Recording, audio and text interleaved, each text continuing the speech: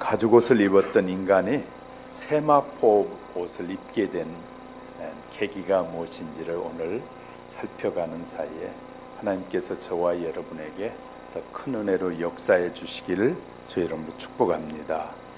본문은 하나님께서 온 세상을 만드시고 창조해 하신 후에 하나님의 형상대로 창조함을 받은 만물을 다스리도록 인간도 만드셨습니다.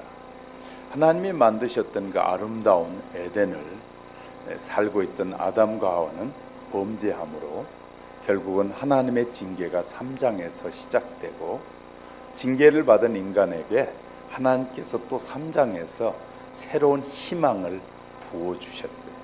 그래서 창세기 3장은 하나님이 만드신 세계에서 이제 쫓겨난 인간에게 또 새로운 기회가 주어지는 것이 3장이다. 그래서 이 창세기 3장은 우리에게 굉장히 귀중한 본문이기도 합니다. 자, 이제 하나님의 명령을 거역하고 하나님께서 약속하셨던 모든 축복을 이렇게 거절함으로 이 상실하게 된 본래 모습. 그랬더니 상실하고 나더니 사람의 본래의 모습이 무엇이냐? 흙이니 흙으로 돌아가는 것이었다라고 우리에게 말씀해 주고 있습니다. 우리가 잘 아는 것처럼 밍크 코트를 입었다면 밍크가 죽었다는 말일 것입니다. 물개 가죽 코트는 이 전천후 코트라고 말하더군요. 겨울에나 여름에도 입을 수 있답니다. 비 오는 날에도 입을 수 있고 비가 오지 않는 날도 입을 수 있답니다. 물개 코트를 입었다는 말은 물개가 죽었다라는 말입니다. 또 악어 가죽백을 좋아하는 사람이 얼마나 많은지 모릅니다. 이 악어 가죽백을 좋아하고 아주 높은 평가를 하는데, 저도 악어로 가죽백을 만들어 봤어요. 제가 옛날에 가죽백을 만들어 봤는데 엄청나게 비쌉니다. 그런데 악어백을 들고 다닌다면 악어가 죽었다는 말이기도 합니다. 아담과 하와가 가죽 옷을 입었다는 말은 이 짐승이 죄인을 위해서 대신 죽었다라는 말을 우리가 해도 전혀 문제가 되지 않을 것입니다. 인간에게 최초의 옷이 무슨 옷인지 아십니까? 인간의 최초의 옷, 나무 잎으로 만든 옷이었습니다. 근데 벌써 이 성경의 역사로 말하면 6,000년이 넘는 그때 하나님은 인간에게 가죽 옷을 만들어서 입혀주셨다라는 사실입니다.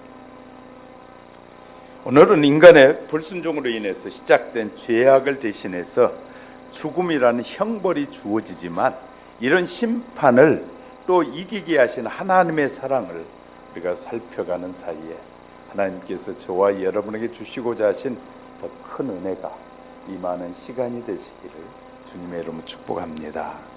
첫 번째는 타락한 인생은 흙이니 흙으로 돌아가는 것입니다. 본문 19절에 보면 흙이니 너는 흙이니 라는 말은 인생의 근본이 무엇인지를 우리에게 말해주고 있는 것입니다. 인생의 근본은 하늘이 아니라 땅이라는 것입니다. 비록 인간이 만물들의 영장으로서 지음을 받기는 했으나 역시 단순한 티끌에 불과하다라는 것입니다. 그러므로 인생은 티끌처럼 미미하고 허약한 피조물인 것입니다. 견실한 존재가 아니라 나약한 존재라는 말입니다. 신뢰할 만한 어떠한 신실성도 갖고 있지 못하다는 것에 따라서 우리는 스스로 어떠한 자존심도 이 자만심도 가질 필요가 없을 것 같아요. 이유는 우리는 불변한 존재가 아니요 완벽한 존재가 아니기 때문이죠. 그러므로 교만과 자신감을 버리고 티끌에 불과한 존재임을 분명히 인식하고 오직 창조주만 의지하고 그의 도움을 구하는 겸손만을 우리가 지녀야 할 것입니다. 이 말씀을 인생이 걸어가고 있는 방향이 어디인지를 우리에게 말해주기도 합니다. 인생은 누구나 자신의 정해놓은 목적지를 향해 걸어가고 있는 것이 사실입니다. 어떤 사람은 부를 향하여, 어떤 사람은 명예와 권세를 향해서 열심히 노력하고 달려갑니다. 그들은 자기가 정한 목적이 인생의 종착역이라는 것을 착각하고 있습니다. 인생의 종착역이라는 사실을 착각하고 있다고 말이죠. 그들은 자기가 정한 목적이 인생의 종착점이라는 사실을 잘 모르고 그곳에 도착하기만 하면 영원한 행복도 기쁨도 축복이 있을 거고, 사업을 잘해가지고 돈이 많이 벌리면 그곳에 축복이 있을 것이다, 큰 명예를 얻으면 그곳에 대단히 평안할 것이라고 생각하는 사람들이 얼마나 많이 있는지 모릅니다. 그런데 그 종착역은 사막이라는 역입니다. 사망의 역이 기다리고 있는 것이에요. 자, 그곳에는 기쁨과 평안, 즐거움이 기다리는 것이 아니라 죽음의 사자가 검은 그림자를 띄우고 기다리는 곳이 바로 인생의 종착점이다. 하지만 어리석은 인생들은 이 사실을 깨닫지 못하고 살아가는 것이죠. 그들은 자신이 영원한 줄로 생각하고 영원한 계획을 세우고, 그러나 인생은 영원하지 못하다라고 성경은 우리에게 분명히 가르쳐 줍니다. 저도 젊었을 때 젊음이 오래 갈 줄 알았어요. 근데 얼마나 젊음이 빨리 지나가 버린지 몰라요. 그래서 어른들의 말도 잘 듣지 않고 자기 멋대로 하고 싶고 자기 생각대로 하고 싶어 하는데, 조금 지나고 나면 될 것도 아닌 것을 다 알게 되는 것이죠.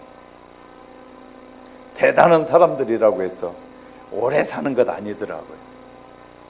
어느 날 그렇게 튼튼하고 수억짜리 차도 부딪히니까 다 오그라들고, 그 비싼 차도 물에 빠지니까 헤어나지 못하고 죽게 되고, 이번에 소련에서 우주선을 띄웠는데 몇 초 못 가서 그냥 문제가 생기는 바람에 그 우주선에 탔던 사람들이 이 비상 탈출을 해서 죽지는 않았는데 하여튼 살아난 일들을 보면서, 본문은 죽음이 세상에 들어오게 된 이유를 설명하는 거거든요.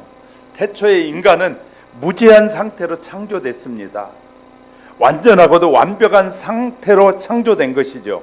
완전하고도 완벽한 상태로 지음을 받은 것이에요. 거기에는 고통도 괴로움도 질병도 노쇠함도 없고 죽음 또한 없는 모습으로 창조된 것입니다. 그래서 하나님과 즐거운 교제를 가지면서 자신의 생에 대한 완벽한 자유를 가지고 살 수 있는 그런 모습으로 창조된 것이에요. 그러나 그들이 하나님의 명령에 불순종하여 죄가 세상에 들어왔을 때 죽음도 함께 세상에 같이 들어오게 됐습니다. 그들은 이제 기쁨과 평안 대신에 두려움과 공포에 떨게 되었고 어두움에 거할 수밖에 없게 되었던 것이죠. 그들이 하나님의 명령을 계속해서 순종하여 행하였더라면 그들 안에 영원히 거했을 생명이 죄로 인하여 상실되고 만 것입니다. 성경이 이렇게 분명히 선언합니다. 히브리서 9장 27절, 한 번 죽은 것은 사람에게 정한 것이요 그 후에는 심판이 있으리니. 로마서 5장 21절에도 그러므로 한 사람으로 말미암아 죄가 세상에 들어오고 죄로 말미암아 사망이 왔나니 이와 같이 모든 사람이 죄를 지었으므로 사망이 모든 사람에게 이르렀다라고, 죄의 싹은 사망이다라고 우리에게 선언해 주고 있습니다. 그러므로 우리는 우리의 죽음에 대해서 준비해야 될 필요가 있는 것이죠. 모든 사람에게 사망이 있다고 분명히 말하는데 영원히 살 것 같이 준비하지 않고 살다가 어느 날 갑자기 다가온 사망 앞에 두려워 떨게 된다고 말이죠. 그래서 하나님은 저와 여러분에게 미리 준비할 수 있는 기회를 허락해 주시는 것이죠. 하나님이 우리를 부르셔서 이곳에 와서 예배 드리지만 우리가 예배 드리는 이 시간에도 우리가 하나님 앞에 마음을 중심을 두지 않고 살면 예배도 의미 없는 예배가 될 수 있다고 말해요. 하나님께서 우리에게 기회를 주셨는데 그 기회를 잡지 못하는 것은 어리석은 것이죠. 하나님 우리에게 지금 기회를 주신 것이에요. 이 기회를 놓치지 않는 지혜로운 자가 되라는 것이에요. 현재 만족과 즐거움에만 우리 모든 노력을 기울일 것이 아니라 다가올 죽음과 심판에 대한 준비를 함으로써 하늘의 생명책에 우리의 이름이 기록되도록 해야 할 것입니다. 인생은 영원하지도 완전하지도 않고 단지 티끌에 불과한 존재라는 것입니다. 이러한 존재에서 내려진 형벌은 죽음이라는 것입니다. 그러나 창조주께서 죽음뿐만 아니라 구원의 길도 우리에게 허락해 주신 것이에요. 그러므로 우리는 그리스도께서 허락해 주신 믿음으로 이 형벌에서 벗어나 영원한 생명과 구원의 길을 가는 지혜가 저와 여러분 속에 넘치시기를 주님의 이름으로 축복합니다. 두 번째는요, 하나님의 계획 속에 사랑도 들어있더라는 것입니다. 전화선을 잘라보면 몇 가닥의 코일이 합화해져서 계속 이어져 있는 것처럼 성경은 창세기서부터 요한계시록까지 66권 내에 흐르고 있는 전선이 6가닥이 있습니다. 첫째는 성경은 생명이 흐르는 가닥이 있고요, 두 번째는 성경에 피가 흐르고 있고요, 세 번째는 성경 속에 죽음이 흐르고 있고요, 네 번째는 성경에는 율법과 복음이 흐르고 있고요, 다섯 번째 성경에는 영적 전쟁이 흐르고 있고, 여섯 번째 성경에는 메시아가 흐르고 있다는 사실 아십니까? 에덴 동산에서 아담과 하와는 실오라기 하나 걸치지 않고 벌거벗고 살았습니다. 그러나 부끄러움을 느끼지 않았다는 것입니다. 그런데 에덴 동산에 죄를 모르고 살 때는 부끄럽지 않았는데 죄가 들어오면서 부끄러움이 시작됐다라는 것입니다. 창세기 2장 25절 보니까 두 사람이 벌거벗었으나 부끄러워하지 아니하니라. 죄를 알면 부끄러워지기 시작한다는 거예요. 죄를 알면 부끄러움이 시작된다는 거예요. 아담과 하와가 죄를 짓고 나서 부끄러움이 느껴지자 무화과 나무 잎을 치마로 입어 만들었다. 창세기 3장 7절에. 이에 그들이 눈이 밝아져 자기들이 벗은 줄을 알고 무화과 나무 잎을 엮어 치마로 삼았더라 라고 쓰고 있어요. 무화과 나무 잎이 인간의 첫 번째 옷입니다. 인간이 만든 옷이에요. 사람이 옷 입는 이유 몇 가지가 있다고 해요. 첫 번째는 피부를 보호한다는 것. 옷을 입어야 피부가 보호됩니다. 아마 이 노아 이후에 굉장한 자외선이 사람에게 쏘여지면서 이 생명이 단축되기도 했고, 하나님의 뜻 안에서 단축되기도 했고, 노화 현상이 빠르게 일어나기 시작한 것이죠. 피부가 찢겨지지 않고 다치지 않게 보호해 준다는 것이에요. 추위를 따뜻하게 옷이 해주고, 또 더위 때는 옷을 입으면 시원하기도 합니다. 습기가 많은 곳에서는 옷을 입으면 매우 덥지만, 이 습기가 전혀 없는 곳에서는 그늘이 있으면 옷을 입으면 옷 안이 시원해지기 때문이죠. 옷은 또 두 번째, 수치를 보호하는 것입니다. 부끄러움을 막아주는 것이 옷입니다. 남녀가 옷을 입지 않고 벌거벗고 살면 부끄러워해야 한다고 에스겔서 18장 8절에 보니까 내가 내 곁으로 지나보니 내 때가 사랑을 할 만한 때라. 내 옷으로 널 덮어 벌거벗은 것을 가리고. 주님이 우리 곁에서 지나면서 우리를 보니 너무나 사랑스럽고 이 죄로 인하여 타락한 우리의 모습을 보면서 주님이 옷을 벗어 우리의 벌거벗은 것을 가려주셨다라고 말하고 있습니다.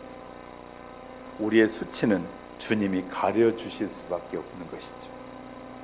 옷은 세 번째는 신분을 말합니다. 신분을 알려주죠.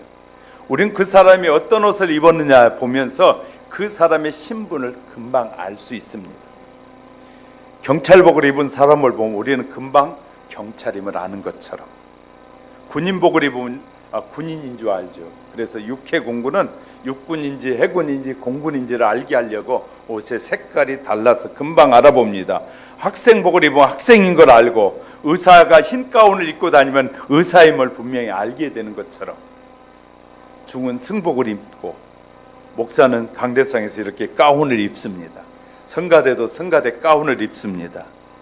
옷은 신분입니다. 옷이 이 세상의 의미를 넘을 때, 이 세상의 옷이 이 세상의 의미를 넘을 때 인간은 타락하기 시작한다. 옷이 그 옷의 의미를 넘어서서 딴짓을 하기 시작하면 타락하기 시작하는 것이다. 자, 옷이 옷의 의미를 넘어선다는 말은 또 이런 말이 있습니다. 옷이 화려해지기 시작했다. 옷이 화려해집니다. 옷에서 빈부의 차이가 나기 시작했습니다. 옷이 유혹의 수단이 되면서 인간은 타락하기 시작합니다.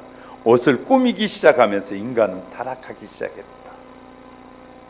사람들은 자꾸 비싼 옷이 좋은 옷이다 생각하고 자꾸 비싼 것만 사려고 합니다. 비싼 옷이 좋은 옷이 아니라 자기에게 맞는 옷이 가장 좋은 옷입니다. 우린 착각하고 사는 거예요. 그러니까 사업가들이 자꾸 그렇게 말해요. 비싼 옷이면 좋다. 자꾸 이렇게 말해요. 비싼 대가가 얼마나 많이 치러지는 줄 아십니까? 저는 우리나라 최고의 고급 핸드백도 만들어 봤고, 저희 있는 회사에서 우리나라 최고 좋은 이 구두도 만들었고, 특별히 골프화도 저희 회사에서 만들었었어요. 저희가 다니던 회사에. 그리고 우리나라에 어느 정도 이 젊은이들이 입는 옷도 만드는 회사였습니다. 그런 회사에 다녀봤는데요, 얼마나 많은 이득이 거기에 붙어 있는지 몰라요. 근데 사람들은 비싼 거 생각하지 않고 비싸면 다 좋다고 생각하는 착각 속에 사는 사람이 얼마나 많은지 몰라요. 제가 만들 때 비싸게 만든 것이 5만 원에 만들었는데 매장에 50만 원이 붙어 있는데, 그 50만 원 입고 자기는 대단히 대단한 것처럼 여길 때 속으로 제가 웃었어요. 제 정신이 아닌 사람이구나. 우리 공장에서 나갈 때 5만 원에 나갔는데 매장에는 50만 원이 붙어 있어요. 그거 사인 보면서 대단한 거지. 나는 우리 공장에서 5만 원에 살 수 있는데. 속 없는 사람들이 비싼 것 좋다고만 자꾸 말해요. 우리는요, 무엇이 옳고 그름인지도 구분하지 못한 채 살면서 그것이 대단한 것처럼 착각하는 사람들이 얼마나 많은지 몰라요. 어울리지 않는 옷을 입고 비싼 옷이라고 자랑할 때 웃게 되죠. 우리는요, 우리에게 어울리는 옷이 가장 값어치가, 어울릴 때 값어치가 있는 것이라는 사실을 아셔야 돼요. 하나님께서 여러분에게 직분이라는 아주 값어치 있는 것을 여러분에게 주신 거예요. 저에게도. 그래, 이 값어치 있는 직분을 주셨는데, 이 직분을 어떻게 여기느냐에 따라 그 직분이 값어치 없는 직분이 되기도 하고 값어치 있는 직분이 되기도 하고, 목사가 됐어도 딴짓하고 딴 생각에 빠져서 헛된 짓 하면 그 목사의 직분이 가치가 없는 심판의 대상이 되지만, 목사라는 직분을 가지고 바르게 살고 하나님의 뜻대로 살려고 애쓸 때는 하나님 앞에 가장 가치 있는 직분이 되는 거죠. 할렐루야. 우리에게 맡겨진 직분을 내가 어떻게 그 직분을 맡아 하느냐에 따라서 달라진다는 사실을 아셔야 됩니다. 하나님은 목사가 수백만 원짜리 입었느냐가 아니라 목사의 입을 통해서, 삶을 통해서 무엇이 나오고 있는지를 더 소중하게 보시는 거예요. 할렐루야. 하나님은 거기에 관심이 있는데 사람들은 무엇을 입었느냐에 관심을 갖는, 어이없는 일들이 많이 있습니다. 목사님들끼리 모이면 성도가 몇백만 원짜리 사줬다고 자랑해. 참 속없는 목사구나. 무엇을 입었느냐가 중요한 게 그 입에서 생명의 복음이 증거되느냐가 중요한 것이지. 그 어이없는 사람들이 참 많아요. 어이없는 사람들. 우리는요, 아무리 여러분이 적은 교회에 있고 적은 교회 다닌다 할지라도 내게 준 직분에 대해서 이것은 하나님이 주신 직분이라는 소중함을 여기면 하나님으로부터 존귀함을 받게 됩니다. 우리가요, 내게 준 직분이 사람이 준 것이라고 생각할 때 가치 없게 여기는 것이죠. 적은 교회 목사가 준 직분은 별것도 아니고 큰 교회가 준 목사가 준 직분은 대단한 겁니까? 우리는 직분은 사람이 주는 것이 아니라 하나님이 주신 걸로 믿어야 돼요. 할렐루야. 어리석음 속에 빠져있는 사람이 너무너무 많아요. 가슴 아픈 일은요, 우리나라 큰 교회, 우리 교회에서 멀지 않는 큰 교회가 있잖아요.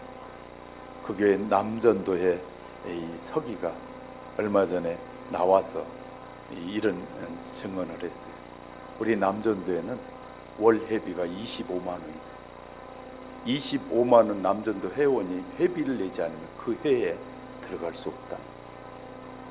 얼마나 부끄러운지. 돈으로 그 교회를 평가하려고 하고 그 모임을 평가하려고 하고. 우리는 돈으로 세상을 평가하는 사람. 그런데 그 교회 남전대가 120개가 있다. 웃기는 세상에 우리가 살고 있어요.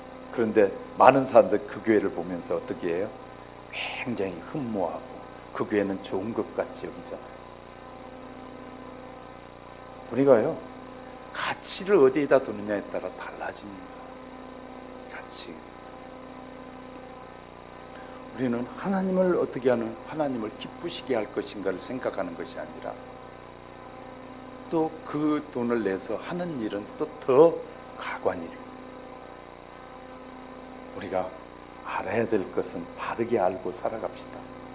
하나님은 저와 여러분이 바르게 알고 바르게 믿기를 원하시는 거예요.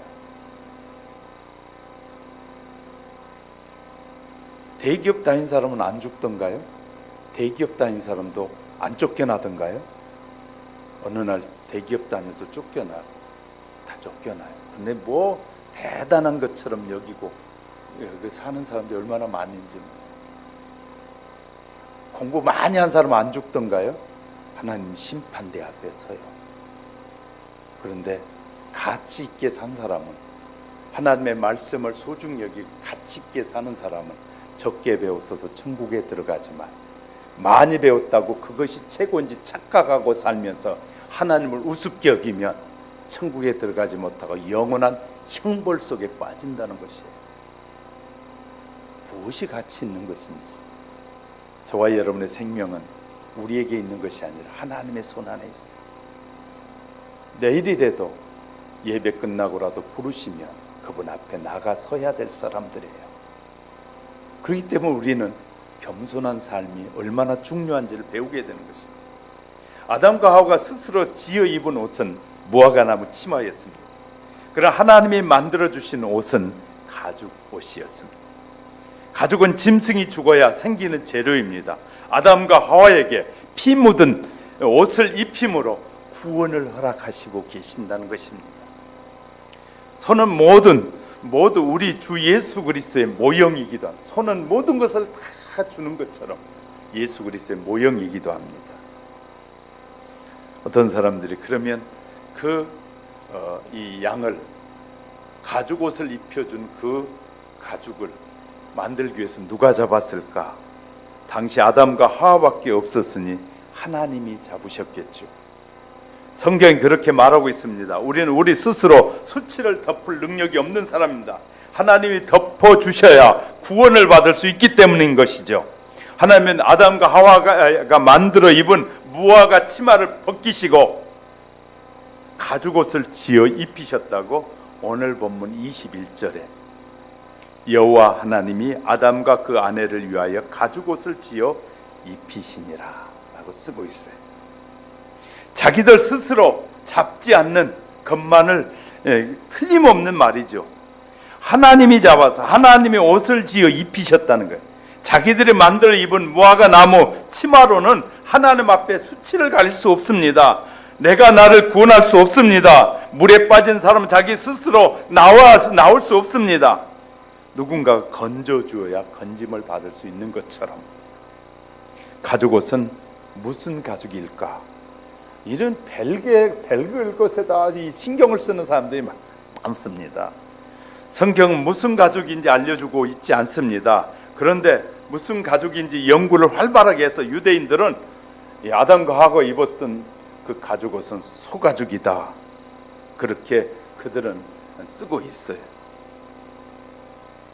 그런데 우리가 잘 알 수 있는 게 양가죽이라는 사실을 어디에서 알 수 있느냐? 그 근거가 계시록 13장 8절에 보면 죽임을 당한 어린 양의 생명책에 죽임을 당한 어린 양이 있었다. 어린 양의 생명책에 창세 이후로 이름이 기록되지 못하고 이 땅에 사는 자들은 다 그 짐승에게 경배하리라, 이렇게 쓰고 있어요. 짐승은 앞으로 세워질 짐승 정부의 이 대통령을 말하는데요, 앞으로 짐승 정부가 세워지게 될 것입니다. 주님이 오시기 직전에 짐승 정부가 세워진 대통령을 성경적으로는 짐승 대통령이다, 심판을 받을 대통령이다, 그 말이에요. 대통령 심판 안 받는 줄 아십니까? 우리는요, 뭐 대통령 대단한 거 아닙니다. 그 자리에서 내려오면 평시민이에요. 그 자리에 있을 때만 대통령인 것이에요. 그 자리에 몇 년 있다가 있을 때 뭐 대단한 것 같이 여기고 뭐 자기가 뭐 모든 걸 대단히 다 하는 것처럼 여기는 대통령인데 얼마나 많았는지 몰라요. 별거 다 아닙니다. 그 사람도 사고 나니까 그냥 죽고요. 하나님의 심판대 앞에 다 서게 되는 것이에요. 여러분, 우리는 정말 하나님을 아는 저와 여러분은 우리 인생에 가장 값어치 있는 것은 하나님이시라는 사실을 아셔야지, 세상의 사람들이라고 사람에다 가치를 두고 사람에다 희망을 두고 사는 것은 어리석은 것입니다.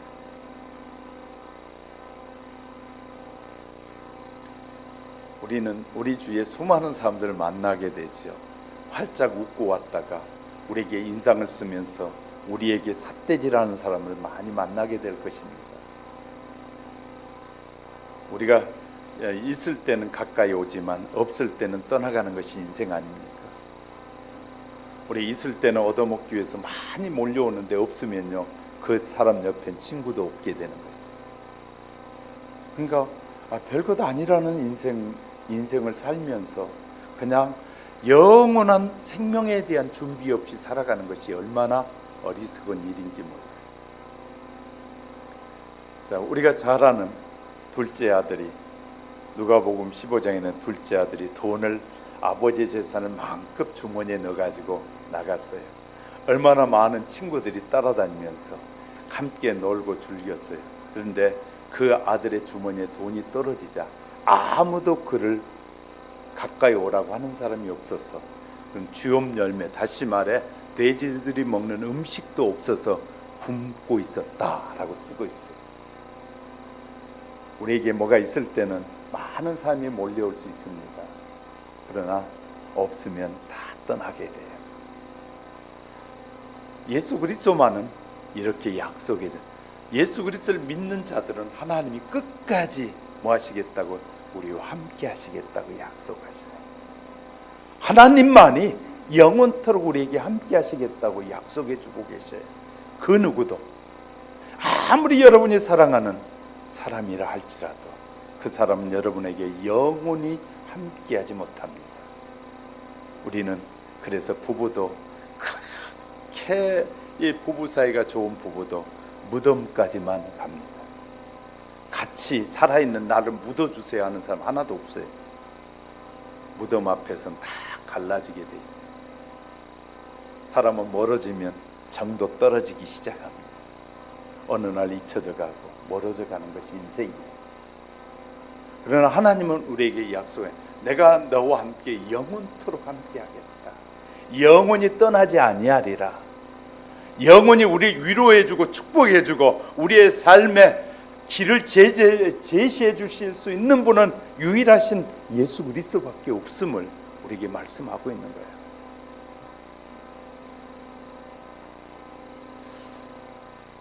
수많은 사람들이 이제 이 가죽옷은 무슨 가죽으로 만들까? 이런 필요 없는 것에 시간을 두는데 바로 어린 양이다 라고. 죄의 값은 사망이기 때문에 선악과를 먹으면서 벌금형도 감옥형도 아니라 사형이 집행된 것입니다. 선악과를 먹는 날에 100만 원 벌금이 아니라 3년 징역이 아니라 죽어야 했다. 그러게 누군가가 내 대신 죽어야만 살 수 있었다는 것입니다. 하나님께서 시내산 꼭대기에 모세를 불러서 제사 드리는 법을 가르쳐 주셨어요. 하나님이 가르쳐 주신 대로 하나님께 제사 드리라고 5가지 제사법을 주셨는데, 번제와 소제와 화목제, 속제제, 속건제 5가지 제사를 하나님이 주셨어요. 하나님께서 제사의 본을 보여주셨어요. 제사장들이 성막이나 성전에서 5가지의 제사를 지내고 있습니다. 소제 하나만 빼고 모두 다 제물이 들어가는 제사입니다. 소제는 이 곡식으로 드린 제사기 때문에 이 소제 빼고는 모두 다 제물이 피가 흘려져야 되는 제사입니다. 그런데 놀라운 것은, 그런데 이 피가 흘려지고 난 가죽들은 레위기 7장 8절에 사람이 번제를 드리는 제사장, 곧 제사장은 그 번제물의 가죽을 자기가 얻을 것이며, 여기 보니까 제사장들이 이 드리고 난 양이나 소나 염소를 드리고 난 후에 드려지는 가죽들은 누가 가졌다? 제사장들이 가졌다라고 성경이 쓰고 있어요. 제사장들이 가져간 그 제물, 이 가죽들은 여러 용도로 쓰였을 것 같아요. 구두 재료가 되기도 했고, 가방이나 지갑의 장신구의 재료가 되기도 하고, 또는요 성경을 베끼는 종이로 쓰여지기도 했고요. 그래서 양피지에 쓰여지기도 했고요. 자, 의류 제작을 하는데도 제사장들이 생긴 후에 제사장들이 이 제물 가죽을 취하였기 때문에 가죽은 제사장들에 의해서 이어져 왔을 것으로 여겨집니다. 구약은 소나 양이나 염소 그리고 비둘기 중에 흠없는 수컷이 사람의 죄를 짊어지고 대신 죽었어요. 이것을 대속물이라고 말합니다. 아담과 하와에게 하나님께서 가죽옷을 지어 입혀주셨는데, 예수님이 아담과 하와를 위해서 가죽옷을 준비하셨다는 거예요. 예수님. 우리는 예수님이 오셔서 십자가에 죽은 걸로만 생각하는데, 그건 이 예표가 실제적으로 온 것이고, 벌써 제사 제도를 통해서 어린 양이 죽을 때 바로 예수님의 죽은 것으로 성경은 해석해 주고 있습니다. 그래서 벌써 어린 양의 피에 가죽옷을 벗겨서 우리에게, 사람에게 입힌 것이 아담에서부터 시작됐다라고 해석되어질 것입니다. 구약에서 예수님의 십자가 이전이기 때문에 동물의 피가 필요했던 것이고, 예수님 십자가 사건 이후에는 예수님의 피만 필요한 것입니다. 이제 우리는 예수의 피로 하나님의 자녀가 되고, 예수의 피로 우리는 영원한 하나님의 백성이 되게 된 것이에요. 할렐루야. 우리가 세월호 사건을 보면서 가슴 아픈 것이 있습니다. 세월호가 사고 나고 2시간 30분 동안 물에 떠 있었어요. 이 해경들이 일찍 도착하고도 무서워서 아무도 그 안에 들어가는 사람이 없었어요. 나와 있는 사람들만 구원했지, 그 도착한 해경이 들어가서 한 명이라도 들어가서 배 안에 있는 사람이 빨리 구명조끼 입고 빨리 바다에 뛰어내리면서 할 수 있다고 한 사람이 하나도 없었다는 거예요. 그것이 가장 가슴 아픈 일이죠. 모두 다 자기가 함께 빠져 죽을까 봐서 들어가서 그 안에 사람들에게 나오라고 하잖아. 방송 기자들도 방송 기자 그거 찍는 것만 중요한 것이 아니라 생명을 살리는 것이 중요한 거 아니겠어요?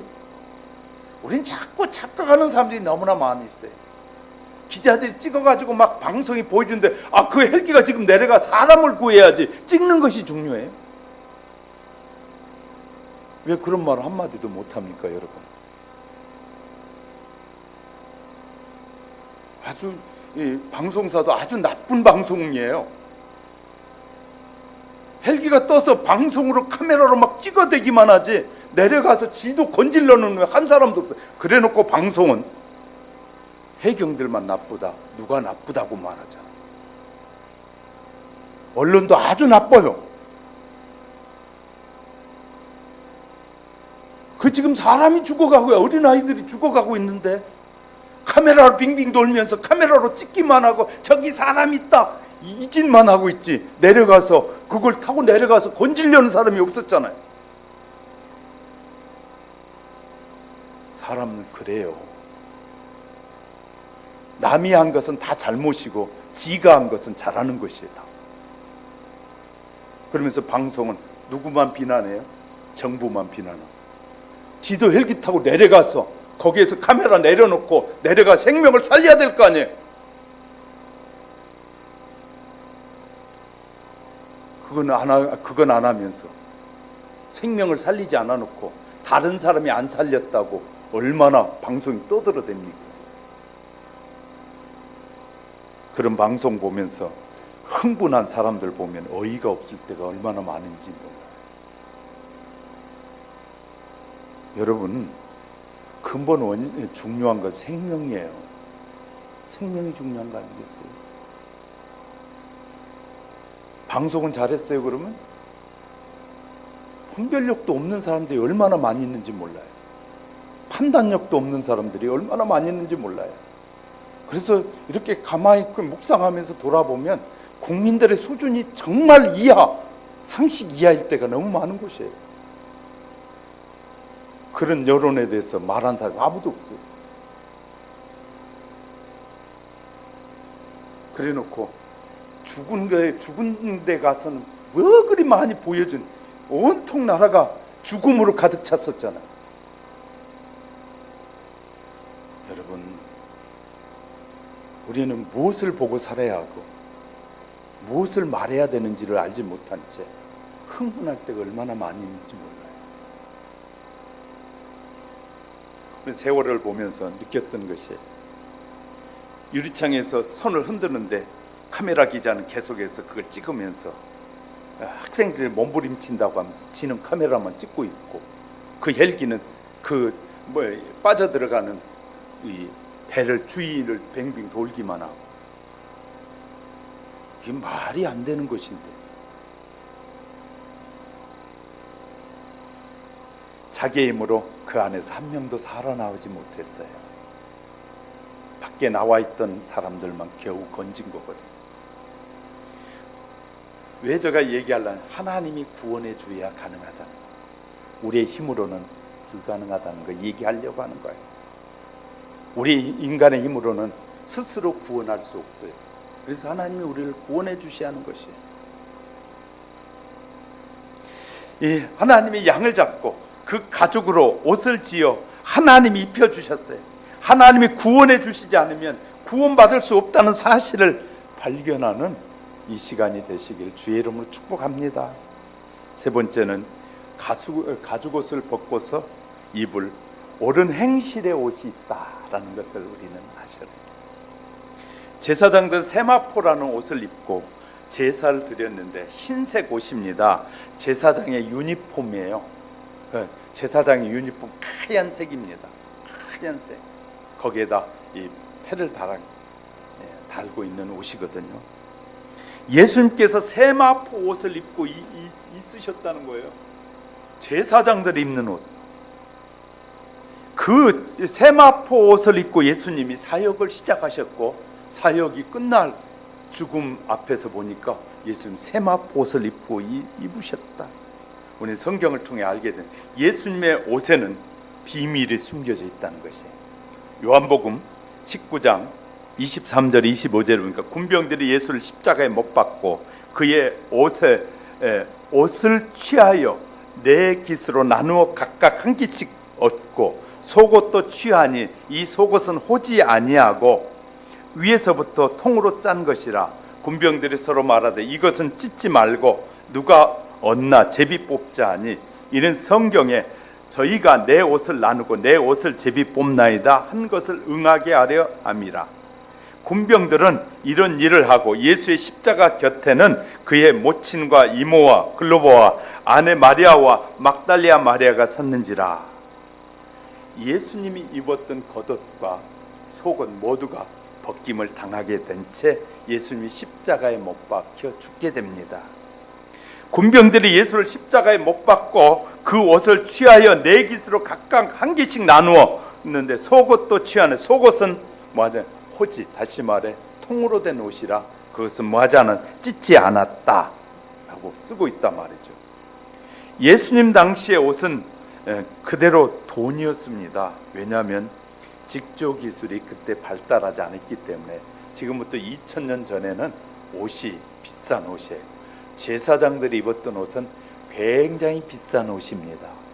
그렇기 때문에 옷을 찢었는데도 불구하고 네 것으로 나눴음에도 불구하고 그것이 가치가 있기 때문에 술값이 되니까 로마 군병들이 그것을 네 부분으로 나눴다. 그래서 예수님이 십자가에 못 박을 때 그 옆에 군인이 4명 있었다는 사실이 분명하게 드러나고 있는 것이. 자, 그런데 놀라운 것은요, 그 옷을 입고 있는 속옷까지 벗기고 이제 그 겉옷이 찢어지게 될 때 성전의 휘장도 찢어지게 된다. 갈라지게 된다. 놀라운 일입니다. 예수님의 옷이 찢어지는 순간에 성전 안에 있던 휘장도 찢어지게 된다. 놀라운 비밀이에요. 자, 그런데 보니까요, 우리가 비록 피가 묻은 옷이지만 값어치 있기 때문에 그렇게 피 묻은 옷인데도 불구하고 찢어서 나누어 가졌고, 겉옷을 벗고 속옷을 볼 때 로마 병제들이 놀란 것이에요. 속옷은 더 비싼 옷이기 때문에. 속옷은 더 비싼 옷이기 때문에. 제사장들이 입는 옷이 아주 값어치 있는 옷이라고 말씀드렸잖아요. 요한복음의 원문에 보니까 키톤이라고 되어 있는데, 이 옷은 기록된 말은 이런 말입니다. 키톤이라는 말은요, 이 보통 옷이 아니라 이 아주 비싼 옷이다. 성경 직조 기술이 발달하지 않은 시대지만 한 조각 한 조각 나눈 것이 아니라 속옷은 통으로 짠 것이다. 그래서 비싼 것이다. 보통 사람들이 입을 수 없는 제사장들이 입었던 옷이다.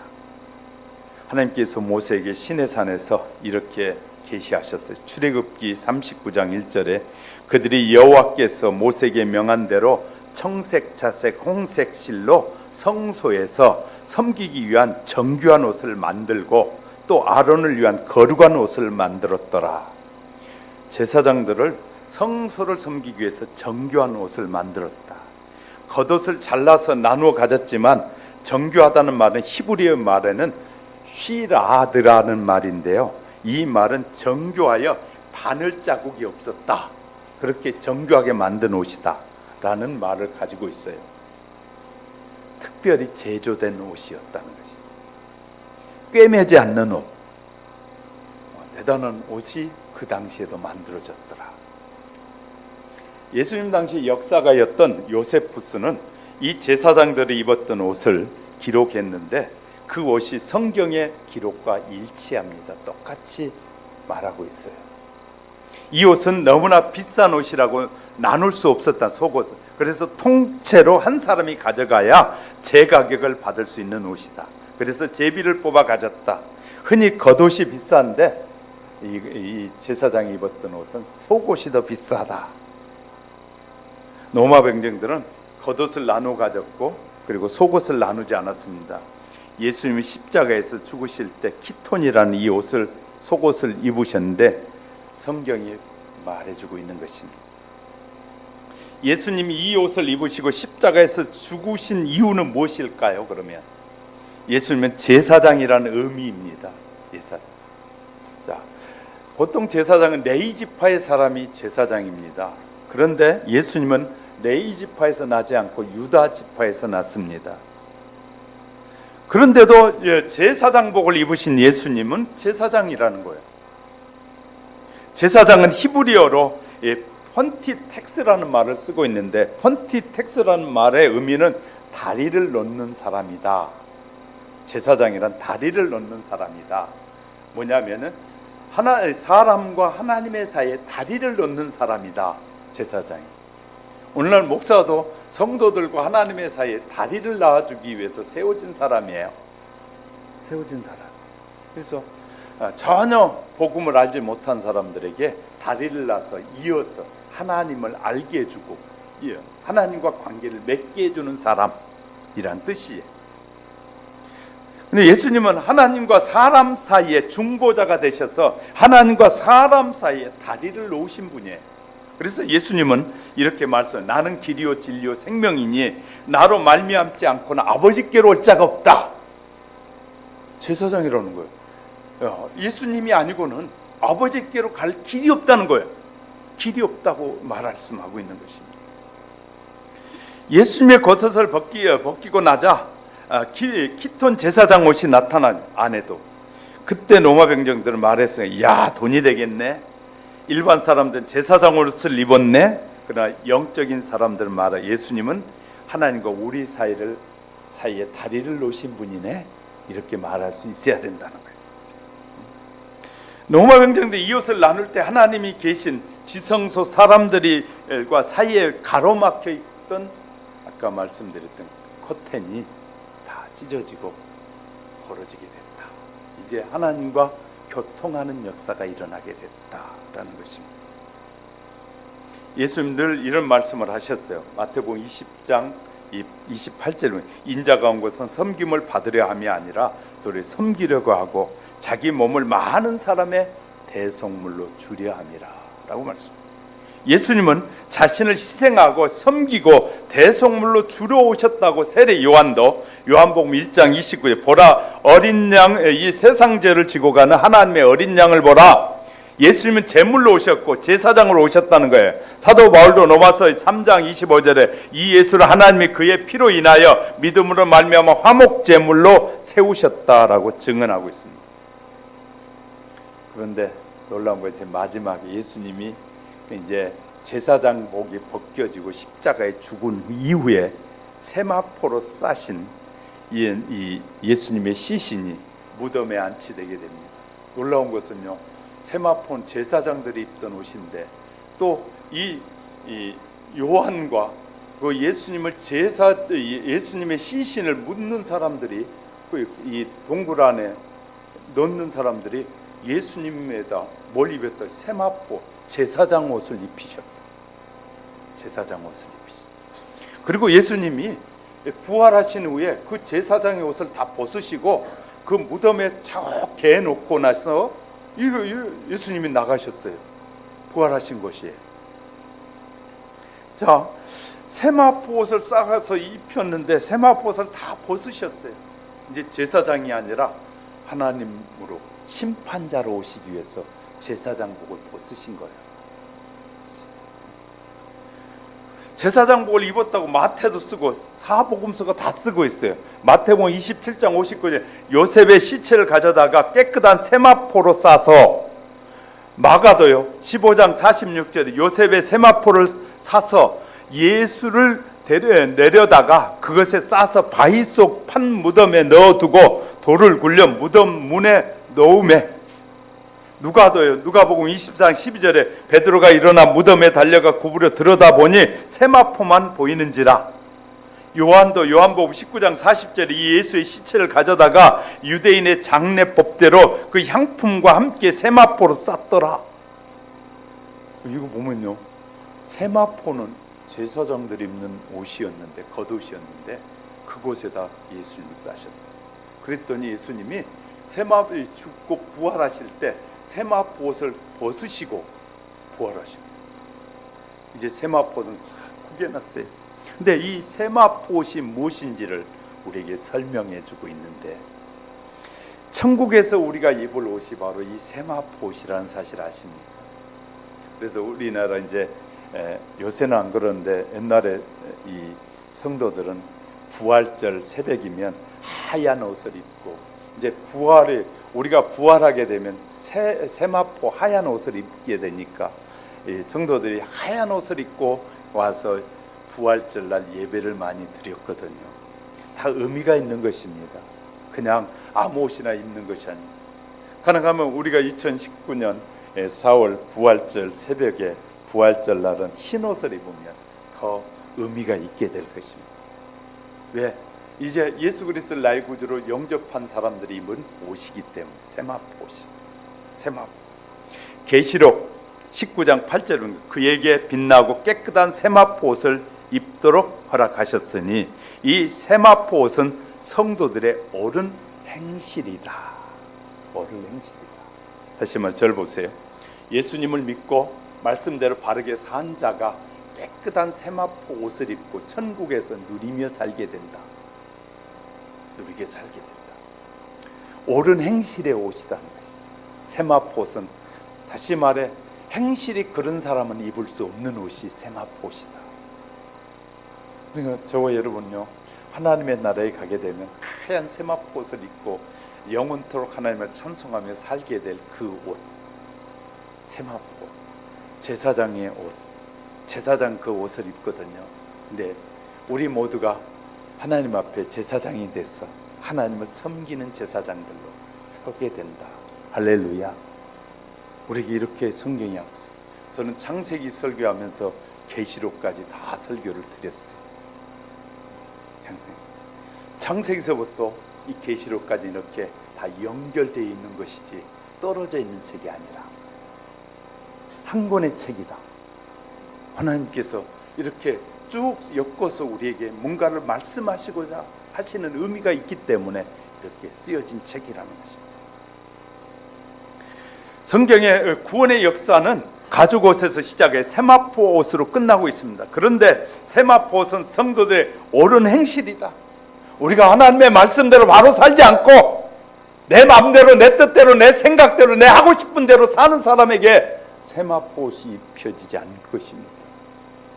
우리는 나를 버리고 주님의 뜻을 이루고자 주의 말씀에 따라 살게 될 때 저와 여러분이 입게 되는 세마포 옷이 있다. 지금 입는 이 옷으로는 우리가 천국에 가서 살 수가 없습니다. 지금 입고 있는 이 옷, 이것은 하나님 앞에 설 옷이 아니라 깨끗하게 하나님이 준비하신 세마포. 하나님 우리를 위해서 세마포 옷을 준비해 놓으셨다고 말씀하십니다. 천국에서 입고 영원토록 찬양하며 사는, 영광을 돌리며 사는 삶이 준비되어 있음을 우리에게 말씀하고 있습니다. 그래서 우리 성찬은 바로 이 성경 속에 흐르고 있는 보혈의 피가 흐르는 것입니다. 오늘 성찬에 참여한 저와 여러분은 이 보혈의 피를 다시 한번 생각하면서 주의 은혜를 되새기는 그런 시간이 될 수 있기를 주의 이름으로 축복합니다. 사랑하는 성도 여러분, 오늘 성찬 예식 때문에 조금 길어질 수 있을 것입니다. 그렇더라도 끝까지 참여해 주시고 우리는 이렇게 성찬을 통해서 주님과 더 깊은 관계를 이루어 간다는 사실, 주님과 우리가 하나라는 사실을 잊지 마시기 바랍니다. 오늘도 하나님께서 저와 여러분이 주시고자 하신 큰 은혜가 임하는 복된 시간이 되시기를 주님의 이름으로 축복합니다. 기도하겠습니다.